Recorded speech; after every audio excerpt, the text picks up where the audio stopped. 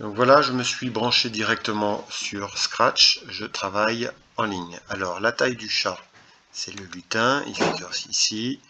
Je vais réduire sa taille, je le mets à 30%. Je vais mettre également un arrière-plan, choisir un arrière-plan, qui va être l'arrière-plan qui vous est proposé dans la fiche, qui est un arrière-plan avec une grille comme celle-ci. Donc chaque carreau correspond à un déplacement de 30 pas. Alors un script commence toujours par le drapeau vert et ensuite on demande au chat de se placer au centre du quadrillage, donc en 0, x égale 0, y égale 0. On demande également au chat de s'orienter vers la droite, donc 90 degrés. Vous voyez ici on a plusieurs possibilités, en haut c'est 0, en bas c'est 180, à droite c'est 90, donc il va partir sur la droite.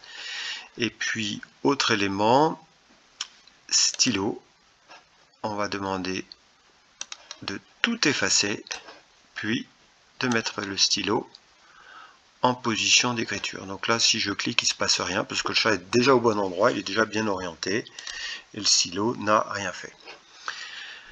Mouvement, déplacement sur la droite de 210 pas, c'est-à-dire 7 carreaux. Je clique, voilà, 7 carreaux. Je vais rajouter dans le stylo, je vais mettre la taille du stylo à 2, parce que sinon, on ne voit pas ce qui se passe. Je recommence. Voilà, le trait est un peu renforcé. Donc notre chat avance de 210 pas, à la suite de quoi notre chat va enchaîner des rotations et des mouvements vers l'avant. Donc il tourne de 90 degrés à chaque fois, puis il avance de 3 carreaux, c'est-à-dire 90 pas. Donc si je mets à la suite ces deux instructions, notre chat, alors on voit ce qui se passe quand on repart au tout début en rajoutant en contrôle attendre une seconde, ici, comme ça on va voir où en est le chat. Il est là, il avance, il tourne, il avance. Puis à nouveau, il va tourner de 90 degrés et avancer de 90 pas. Donc cette instruction-là, je peux la dupliquer une fois,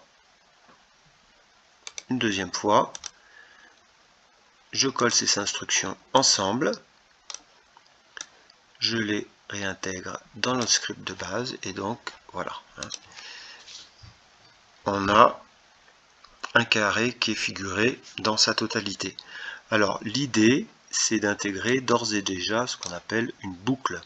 C'est-à-dire que ces 3 copier-coller qu'on a fait, c'est dupliqué, finalement on peut l'avoir en répétant. Donc je vais dans l'outil contrôle, je répète, pas 10 fois, je vais répéter 3 fois, avancer, tourner. Alors pas avancer de 210, avancer de 210, on le garde au départ. Je tourne de 90 et j'avance de 90 pas. Voilà le script. Voilà. À la suite de quoi, moi je vais dire au chat quand même d'attendre un petit peu pour voir ce qui se passe, parce que sinon c'est difficile à bien voir où on en est au niveau du script. Donc le chat va devoir dessiner un second carré qui cette fois-ci commence légèrement sur la gauche. Donc le chat doit tourner cette fois-ci dans le sens des aiguilles d'une montre. Donc tourner ici dans le sens des aiguilles d'une montre, sens horaire de 90 degrés.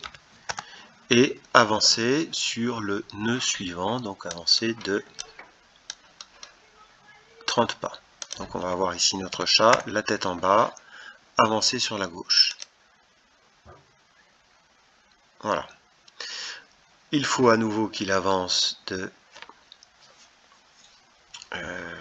donc il tourne sur dans le sens des aiguilles d'une montre pour se montrer prêt à dessiner le second carré. Il tourne et il a avancé et il se met en position de dessiner ce second carré qui est donc d'une dimension d'un carré de côté 60. Donc on va lui demander d'avancer de 60 pas, puis de tourner de 90 degrés sur la droite, sur la gauche, dans le sens, ou mieux s'exprimer de la manière suivante, dans le sens anti-horaire.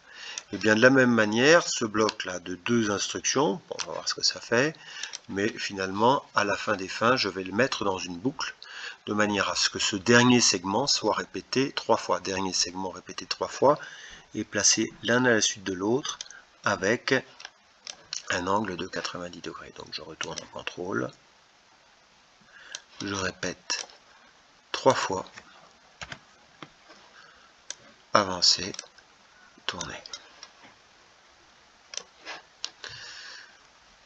Et donc là, le script devrait être complet.